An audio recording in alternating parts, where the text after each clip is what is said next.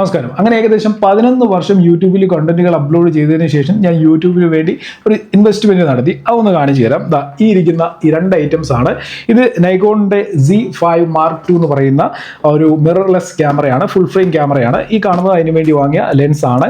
35mm f1.4 അപ്പർച്ചറുള്ള ഒരു ലെൻസും കൂടാണ് ഞാൻ വാങ്ങിയിരിക്കുന്നത്. ഏകദേശം 1,70,000-75,000 രൂപയുടെ അടുത്ത് ഇതിന് ചിലവായിട്ടുണ്ട്. അപ്പം ഞാൻ ഈ സത്യത്തിൽ യൂട്യൂബിന് വേണ്ടി അങ്ങനെ വലിയ പൈസ ചിലവാക്കുന്ന ഒരാളെയല്ല. ഇതിനു മുമ്പ് ഞാൻ യൂസ് ചെയ്തുകൊണ്ടിരുന്നത് Canon 800D എന്ന് പറയുന്ന DSLR ആയിരുന്നു. അത് മാക്സിമം ഞാൻ അത് ഉപയോഗിച്ചില്ല. ഏകദേശം ഒരു 10 വർഷത്തോളം ഉപയോഗിച്ചതിന് ശേഷമാണ് അത് മാറ്റി ഞാൻ ഈ ഒരു ക്യാമറയിലേക്ക് വന്നത്.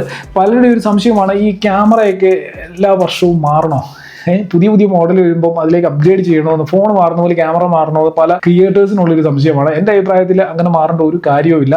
നിങ്ങൾ മാക്സിമം ആ ഒരു ഡിവൈസ് യൂസ് ചെയ്യുക. യൂസ് ചെയ്ത് നിങ്ങൾക്ക് അത് പറ്റില്ല എന്നുള്ള, അത് ഇനി ഒരു നമുക്കറിയാമല്ലോ, നമ്മളൊരു ഫോൺ ഉപയോഗിച്ചൊരു 3-4 വർഷം യൂസ് ചെയ്ത് കഴിയുമ്പോൾ ഇനി ഇത് വേണ്ട, ഇനി ഒരു കുറച്ചധികം ഫീച്ചേഴ്സും കാര്യങ്ങളൊക്കെ വന്നിട്ടുണ്ട്, ഇനി നമ്മൾ മാറേണ്ട സമയമായി എന്ന് നമുക്ക് തോന്നുന്ന ഒരു സിറ്റുവേഷൻ ഉണ്ടല്ലോ. ആ സമയത്ത് മാത്രം നമ്മുടെ കയ്യിലുള്ള ഫോൺ ആയാലും ക്യാമറ ആയാലും മാറുക. അല്ലാതെ പുതിയ മോഡൽ വന്നെന്ന് പറഞ്ഞ് ഒരിക്കലും അപ്ഗ്രേഡ് ചെയ്യാനായിട്ട് പോകരുത്. അപ്പം ഞാൻ അങ്ങനെ ഉള്ള ഒരാളാണ്. ഫോൺ ആയാലും ക്യാമറ ആയാലും മാക്സിമം അത് ഉപയോഗിക്കുക. അതിനുശേഷം നമുക്ക് ആവശ്യമെന്ന് തോന്നുന്ന ആ ഒരു സിറ്റുവേഷനിൽ മാത്രമേ ഞാൻ ഏതൊരു ഗാഡ്ജറ്റും ചേഞ്ച് ചെയ്യുകയും അപ്ഗ്രേഡ് ചെയ്യുകയും ചെയ്യത്തുള്ളൂ. ഓക്കെ, അപ്പം ഈ ഒരു ക്യാമറ ഞാൻ വാങ്ങാനുള്ള കാരണം എന്താണെന്ന് പറയാം. സത്യത്തിൽ ഞാൻ ഈ ഒരു ക്യാമറ അല്ല വാങ്ങാൻ പ്ലാൻ ചെയ്തത്, സോണിയുടെ ക്യാമറയാണ്. അപ്പം ഈ ഒരു ക്യാമറ ഇറങ്ങിയതിനെ കുറിച്ച് എനിക്ക് വലിയ പിടിയില്ലായിരുന്നു. അപ്പം ഇങ്ങനെ അന്വേഷിച്ച് പലരോടും ചോദിച്ചു കഴിഞ്ഞപ്പോഴാണ് അവർ ഈ ഒരു ക്യാമറ സജസ്റ്റ് ചെയ്തത്. അപ്പോൾ സോണിയുടെ ക്യാമറ വാങ്ങാതിരുന്ന ഞാൻ നേരെ നിക്കോണിലേക്ക് മാറി. അപ്പോൾ ഇത്രയും നാളെ ഞാൻ ഒരു DSLR ഷൂട്ട് ചെയ്തിട്ട് നേരെ ഒരു മിറർലെസ് ക്യാമറയിലേക്ക്, ഫുൾ ഫ്രെയിം ക്യാമറയിലേക്ക് മാറിയപ്പോൾ വീഡിയോയിൽ തന്നെ നല്ല രീതിയിലുള്ള ചേഞ്ചസ് കാണാനായിട്ട് പറ്റുന്നുണ്ട്. ഈ ഒരു വീഡിയോ ഞാൻ ഷൂട്ട് ചെയ്യുന്നത്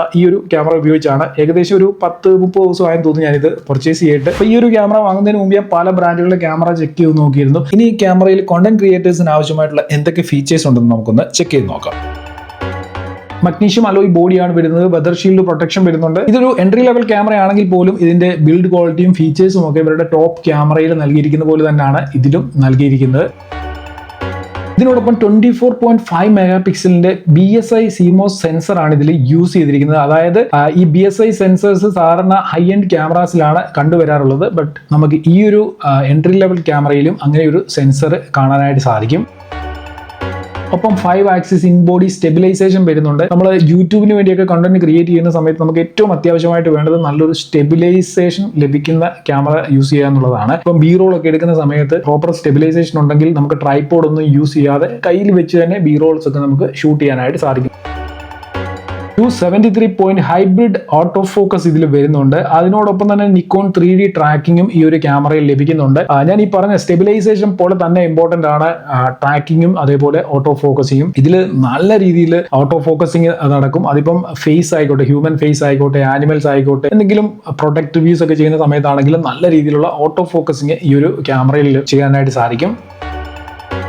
അതിനോടൊപ്പം തന്നെ ഇതിൽ പ്രൊഡക്റ്റ് റിവ്യൂ മോഡ് വരുന്നുണ്ട്. പ്രൊഡക്റ്റ് റിവ്യൂ മോഡ് എന്താണെന്ന് ചോദിച്ചു കഴിഞ്ഞാൽ, നമ്മൾ ക്യാമറയുടെ ഫ്രണ്ടിലേക്ക് എന്തെങ്കിലും ഒരു പ്രൊഡക്റ്റ് ഇതേപോലെ കൊണ്ടുവന്ന് കഴിഞ്ഞു കഴിഞ്ഞാൽ നേരെ ആ ഒരു പ്രൊഡക്റ്റ് ഡയറക്റ്റ് ഓട്ടോ ഫോക്കസ് ആവും. നമ്മളത് മാറ്റുന്ന സമയത്ത് നമ്മുടെ ഫേസ് വളരെ സ്മൂത്ത് ആയിട്ട് ആ ഫോക്കസിലേക്ക് വരികയും ചെയ്യും. വീണ്ടും നമ്മൾ അത് പ്രൊഡക്റ്റ് ഇങ്ങനെ കൊണ്ടുവന്ന് കഴിഞ്ഞ് കഴിഞ്ഞാൽ പെട്ടെന്ന് തന്നെ ആ പ്രൊഡക്റ്റിലേക്കായിരിക്കും ഫോക്കസ് മാറുന്നത്. അപ്പോൾ ഇതൊരു ഭയങ്കര ഇമ്പോർട്ടൻ്റ് ആയിട്ടുള്ള വളരെ യൂസ്ഫുൾ ആയിട്ടുള്ള ഒരു ഫീച്ചറാണ് കോണ്ടന്റ് ക്രിയേറ്ററിനെ സംബന്ധിച്ചിടത്തോളം. ബട്ട് ഈ ഒരു ഫീച്ചറിൽ ഞാൻ മനസ്സിലാക്കിയ മറ്റൊരു പ്രശ്നമുണ്ട്. അതായത് നമ്മൾ ഈ പ്രൊഡക്റ്റ് കൊണ്ടുവരുമ്പോൾ മാത്രമല്ല ഓട്ടോ ഫോക്കസ് ആകുന്നത്, നമ്മുടെ കൈ ഇങ്ങനെ കൊണ്ടുവരുന്ന സമയത്തും ആ കൈയും ഫോക്കസ് ആവും. അപ്പോൾ പ്രൊഡക്റ്റിന് ഫ്രണ്ടിൽ നമ്മുടെ കൈയാണ് ഇരിക്കുന്നത്, കൈ ഇരിപ്പുണ്ടെങ്കിൽ കൈ ഫോക്കസ് ആയതിനു ശേഷമേ പ്രൊഡക്റ്റ് ഫോക്കസ് ആവും. അപ്പോൾ ഇതൊരു ബുദ്ധിമുട്ടായിട്ട് തോന്നിയിട്ടുണ്ട്. പക്ഷേ നമ്മളിത് കുറച്ച് യൂസ് ത്രൂ ആയി കഴിയുന്നുണ്ട്, നമുക്ക് മനസ്സിലായി ഇങ്ങനെ ഒരു പ്രശ്നം ഉണ്ടെന്ന് മനസ്സിലായി കഴിഞ്ഞ് കഴിഞ്ഞാൽ നമ്മുടെ കൈ അതിനനുസരിച്ച് പിടിച്ചു കഴിഞ്ഞ് കഴിഞ്ഞാൽ പ്രൊഡക്റ്റ് പ്രോപ്പറായിട്ട് ഫോക്കസ് ആയിക്കോളൂ.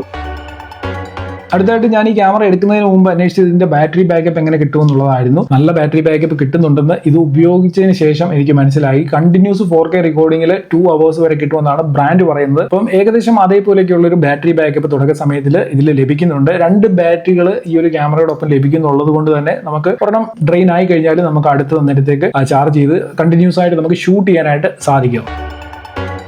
ഇനി ഈ ക്യാമറ എടുത്തപ്പോൾ ഞാൻ മറ്റൊരു കാര്യം കൂടെ ചെക്ക് ചെയ്തത് ഇതിന്റെ പ്രോസസർ ആയിരുന്നു. എക്സ്പീഡ് 7 എന്ന് പറയുന്ന പ്രോസസറാണ് ഇതിൽ യൂസ് ചെയ്തിരിക്കുന്നത്. നല്ല പെർഫോമൻസ് കിട്ടുന്ന ഒരു പ്രോസസറാണ്. ഈ പ്രോസസർ തന്നെയാണ് ഇവരുടെ ടോപ്പ് ക്യാമറാസ് ആയിട്ടുള്ള Z8, Z9 പോലെയുള്ള മോഡലുകളിലും യൂസ് ചെയ്തിരിക്കുന്നത്. അപ്പോൾ ആ രീതിയിൽ പെർഫോമൻസ് കിട്ടുന്ന ഒരു പ്രോസസറാണ് ഈ ഒരു ക്യാമറയിലും ലഭിക്കുന്നത്. അപ്പോൾ പെർഫോമൻസ് സൈഡിൽ നമുക്ക് വലിയ പ്രശ്നങ്ങളൊന്നുമില്ല. ഓട്ടോ ഫോക്കസിംഗ് ആയാലും സ്റ്റെബിലൈസേഷൻ ആയാലും ട്രാക്കിംഗ് ആയാലും ഒക്കെ തന്നെ വളരെ ഫാസ്റ്റ് ആയിട്ട് തന്നെ ഈ ഒരു ക്യാമറയിൽ കിട്ടുകയും ചെയ്യും. അടുത്തായിട്ട് യൂട്യൂബിന്റെ പർപ്പസിന് വേണ്ടി നമ്മളൊരു ക്യാമറ എടുക്കുമ്പോൾ ശ്രദ്ധിക്കേണ്ട ഒരു കാര്യമാണ് ഫ്ലിപ്പ് LCD ആണോ എന്നുള്ളത്. ഇതിൽ ഫ്ലിപ്പ് LCD ആണ് വരുന്നത്. വ്ലോഗിങ് ചെയ്യുമ്പോഴും അതേപോലെ ഇപ്പം ഞാൻ ഈ വീഡിയോ ചെയ്യുമ്പോഴും എന്റെ ഫേസ് ഇവിടെ കാണാനായിട്ട് പറ്റും. കുറച്ചുകൂടെ കൺവീനിയന്റ് ആയിട്ട് വളരെ ഈസി ആയിട്ട് തന്നെ വീഡിയോകൾ ഷൂട്ട് ചെയ്യാൻ പറ്റും ഇതേപോലെ ഫ്ലിപ്പ് LCD ഉള്ള ക്യാമറകൾ എടുക്കുകയാണെന്നുണ്ടെങ്കിൽ. ഒപ്പം ഇന്റേണൽ റോ റെക്കോർഡിങ്ങും ഇതിൽ ചെയ്യാനായിട്ട് സാധിക്കും. അപ്പോൾ ഈ പറഞ്ഞ ഇത്രയും കാര്യങ്ങളൊക്കെയാണ് ഈ ഒരു പ്രൊഡക്റ്റ് പർച്ചേസ് ചെയ്യുന്നതിന് മുമ്പ് ഞാൻ ശ്രദ്ധിച്ചത്. കാരണം ഞാൻ യൂട്യൂബിന് വേണ്ടി മാത്രം ആ ഒരു പർപ്പസിന് വേണ്ടി മാത്രമാണ് ഈ ഒരു ക്യാമറ എടുത്തത്. അപ്പം ഒരുപാട് പൈസ ആവശ്യമില്ലാത്ത കുറേ ഫീച്ചേഴ്സ് ഉള്ള ഒരു ക്യാമറ വാങ്ങിയിട്ട് വെറുതെ എൻ്റെ പൈസ അവിടെ കളയേണ്ട കാര്യമില്ല. എനിക്ക് ആവശ്യമുള്ള ഫീച്ചേഴ്സ്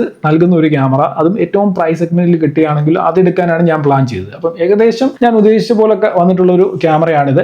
കുറച്ചുകൂടെ ഒരു പൈസ ഉണ്ടെന്നുണ്ടെങ്കിൽ ഏകദേശം 1,60,000 രൂപയ്ക്ക് നിക്കോണിന്റെ R എന്ന് പറയുന്ന ഒരു മോഡൽ വരുന്നുണ്ട്. അത് കുറച്ചുകൂടെ വീഡിയോഗ്രഫിക്ക് വേണ്ടി മാത്രമുള്ള ഒരു ക്യാമറയാണ്. ഇതിൽ നമുക്ക് വീഡിയോഗ്രഫിയും ഫോട്ടോഗ്രഫിയും ഏകദേശം ഒരേപോലെ തന്നെ ചെയ്യാൻ പറ്റുന്ന ഒരു മോഡലാണ് ഇത്. ഇനി ഈ ലെൻസിന്റെ കാര്യം പറയുകയാണെന്നുണ്ടെങ്കിൽ ഇതൊരു നിക്കോണിന്റെ 35mm f1.4 ലെൻസ് ആണ്. അപ്പൊ ഇത് ഞാൻ വാങ്ങാനുള്ള കാരണം എനിക്ക് ബാക്ക് സൈഡിൽ നല്ല ബോക്കെ എഫക്റ്റ് ഒക്കെ കിട്ടണം എന്നുള്ള ഒരു പ്ലാനിൽ തന്നെയാണ് ഞാൻ ഈ ഒരു ലെൻസ് പർച്ചേസ് ചെയ്തത്. 1.8 അല്ലെങ്കിൽ 2.4 ഒക്കെ ആണെന്നുണ്ടെങ്കിൽ കുറച്ചുകൂടി പ്രൈസ് കുറച്ച് കിട്ടും. ഇത് ഏകദേശം 40,000 മുകളിലാണ് ഈ ഒരു ലെൻസിന്റെ വില വരുന്നത്. ക്യാമറ വാങ്ങാൻ പ്ലാൻ ചെയ്ത് കഴിഞ്ഞു കഴിഞ്ഞാൽ അടുത്തൊരു ചോദ്യം, ഇത് എവിടുന്ന് പർച്ചേസ് ചെയ്യുമെന്നുള്ള ഒരു സംശയം വരും. ഞാൻ ഫ്ലിപ്കാർട്ട്, ആമസോൺ ഒക്കെ സെർച്ച് ചെയ്തു. അതിനുശേഷം നമുക്ക് ഈ കേരളത്തിൽ കിട്ടാവുന്ന പല ഷോപ്പുകളുടെയും നമ്പർ എടുത്ത് ഞാൻ അവിടെ ഒക്കെ വിളിച്ച് ഈ ഒരു ക്യാമറയുടെയും ലെൻസിന്റെയും ഒക്കെ പ്രൈസ് അന്വേഷിച്ചു. ബട്ട് എനിക്ക് ഫൈനലി ഒത്തിരി കടകളിലും ഒത്തിരി ഓൺലൈൻ ഷോപ്പുകളിലും എല്ലാം ഞാൻ നോക്കിയതിന് ശേഷം എനിക്ക് ഫൈനലി ഞാൻ ഇത് പർച്ചേസ് ചെയ്തത് കൊല്ലത്ത് സിയോ എന്ന് പറയുന്ന ഒരു ക്യാമറ ഷോപ്പ് ഉണ്ട്. അവിടെ നിന്നാണ് പർച്ചേസ് ചെയ്തത്. അവിടെ ഞാൻ പർച്ചേസ് ചെയ്യാനുള്ള മെയിൻ ആയിട്ടുള്ള കാരണം അവരുടെ ഒരു ഡീലിങ്സും എനിക്ക് ഭയങ്കരമായിട്ട് ഇഷ്ടപ്പെട്ടു. അതേപോലെ തന്നെ പ്രൈസും. നമ്മൾ ഒരു 10 ഇടത്ത് അന്വേഷിച്ച് കഴിയുമ്പോഴാണ് നമുക്ക് ഏറ്റവും ബെറ്റർ ആയിട്ടുള്ള ഒരു പ്രൈസിങ് എവിടെയാണ് കിട്ടുക എന്നുള്ളത് മനസ്സിലാകുക. അപ്പൊ എനിക്കത് പ്രൈസിങ്ങിന്റെ കാര്യത്തിലും അവരുടെ ഒരു ഇടപെടലിന്റെ കാര്യത്തിലും എനിക്ക് സിയോൺ തന്നെയാണ് ബെറ്റർ ആയിട്ട് തോന്നിയത്. അതുകൊണ്ടാണ് ഞാൻ അവിടെ നിന്ന് പർച്ചേസ് ചെയ്തത്. അപ്പൊ നിങ്ങളൊരു കോണ്ടന്റ് ക്രിയേറ്റർ ആണെന്നുണ്ടെങ്കിൽ നിങ്ങളുടെ സ്റ്റുഡിയോ സെറ്റപ്പിന് ആവശ്യമായിട്ടുള്ള ഒട്ടുമിക്ക ഐറ്റംസും ഈ ഒരു സ്റ്റോറിൽ ലഭിക്കുന്നതാണ്. ഞാൻ ആദ്യം വിചാരിച്ച അവിടെ ക്യാമറയും ലെൻസും മെമ്മറി കാർഡും ഒക്കെ കാണത്തുള്ളതാണ്. അവിടെ ഒരുമാതിരിപ്പെട്ട എല്ലാ ഐറ്റംസും ഉണ്ട്. നമ്മുടെ സ്റ്റുഡിയോ സെറ്റപ്പിന് ആവശ്യമായിട്ടുള്ള ലൈറ്റിംഗ് ഉണ്ട്, ഡിഫറെന്റ് ബ്രാൻഡുകളുടെ മൈക്കും ട്രൈപോഡ്സും, അതായത് നമ്മുടെ സ്റ്റുഡിയോ സെറ്റപ്പിന് ആവശ്യമായിട്ടുള്ള ഒരുമാതിരിപ്പെട്ട എല്ലാ ഐറ്റംസും ആ ഒരു ഷോപ്പിൽ തന്നെ കിട്ടും. അവരുടെ ലൊക്കേഷൻ ഞാൻ വീഡിയോ ഡിസ്ക്രിപ്ഷനിൽ കൊടുത്തേക്കാം. പിന്നെ ഡയറക്റ്റ് കോൺടാക്ട് ചെയ്യണമെന്നുണ്ടെങ്കിൽ ഈ ഒരു നമ്പറിൽ വിളിച്ചു കഴിഞ്ഞാൽ നിങ്ങൾക്ക് നിങ്ങളുടെ സ്റ്റുഡിയോ സെറ്റപ്പിന്, നിങ്ങളുടെ ക്യാമറ സെറ്റപ്പിന് ആവശ്യമായിട്ടുള്ള എന്ത് അക്സസറി വേണമെന്നുണ്ടെങ്കിലും ഡയറക്റ്റ് അവരുമായിട്ട് ചോദിച്ച് മനസ്സിലാക്കിക്കൊണ്ട് നിങ്ങൾക്ക് അവിടെ പോയിട്ട് പർച്ചേസ് ചെയ്യുകയോ അല്ല എന്നുണ്ടെങ്കിൽ എനിക്ക് തോന്നുന്നു കൊറിയർ സർവീസും കാര്യങ്ങളും ഒക്കെ അവർ പ്രൊവൈഡ് ചെയ്യുന്നുണ്ടായിരിക്കാം. നിങ്ങൾ അവരുമായിട്ട് സംസാരിക്കുക. അപ്പോൾ നിങ്ങൾക്ക് നല്ല ഡിസ്കൗണ്ടിൽ ജെനുവിൻ പ്രൊഡക്റ്റുകൾ അവിടെ നിന്ന് പർച്ചേസ് ചെയ്യാനായിട്ട് സാധിക്കുന്നതാണ്. അപ്പോൾ എന്തായാലും ഇന്നത്തെ വീഡിയോയിൽ ഇത്രയും കാര്യങ്ങളേ ഉള്ളൂ. കുറേ നാളിന് ശേഷം ഇന്ന് വീഡിയോ അപ്ലോഡ് ചെയ്തു. തുടർന്നുള്ള ദിവസങ്ങളിൽ റെഗുലർ ആയിട്ട് കൺസിസ്റ്റന്റ് ആയിട്ട് കണ്ടന്റുകൾ ഞാൻ അപ്ലോഡ് ചെയ്യും. എല്ലാവരും വീഡിയോ ലൈക്ക് ചെയ്ത് സപ്പോർട്ട് ചെയ്യുക. വീഡിയോയുമായി ബന്ധപ്പെട്ട് എന്തെങ്കിലും ഡൗട്ട്സ് ഉണ്ടെങ്കിൽ കമന്റ് ചെയ്യുക. തീർച്ചയായിട്ടും എല്ലാ കമന്റുകൾക്കും റിപ്ലൈ തരുന്നതാണ്. ചാനൽ സബ്സ്ക്രൈബ് ചെയ്താണ് ഈ വീഡിയോ കാണുന്നതെന്നുണ്ടെങ്കിൽ ചാനലിലൂടെ സബ്സ്ക്രൈബ് ചെയ്തേക്കുക. എന്തായാലും ഇന്നത്തെ വീഡിയോ നിർത്തുന്നു. നമുക്ക് അടുത്ത വീഡിയോയിൽ കാണാം. Good bye.